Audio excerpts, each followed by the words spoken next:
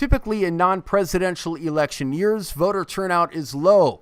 County election chairman Norm Green tells us that it's about 30% or so. Now, whether that number was higher or lower remains to be seen, but we can tell you that for Jamestown City residents, the ones who voted spoke loud. They voted out City Council President Greg Rabb and voted in newcomers Democrat Vanessa Weinert and Republican Andy Lee Uzo. That pair will sit on the council along with Republican lawmaker Kim Eklund, who was voted back in. For some context about how important this whole thing is, we turn to Todd Tranum. He's the head of the Jamestown Chamber of Commerce.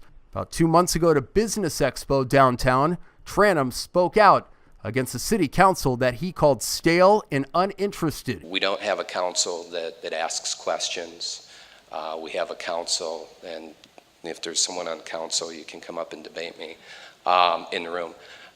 We have a council that hasn't asked the questions that need to be asked, that has become a rubber stamp in many situations, that has unfortunately allowed an administration, frankly, to push out the business community from a lot of boards and committees and the Board of Public Utilities.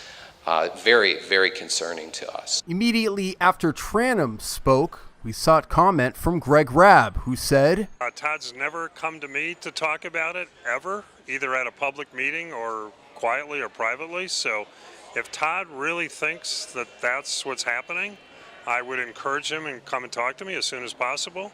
But I've been on council for 10 years.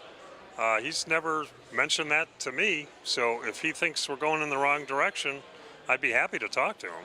But I don't think we are. The attention turns to Jamestown Mayor Sam Teresi, who many think is a sitting duck.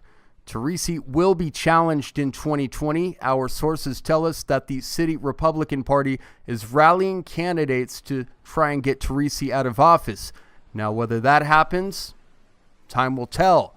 But we can tell you that some city residents believe that Greg Rabb being ousted on election night changed the direction of the city council for the immediate future.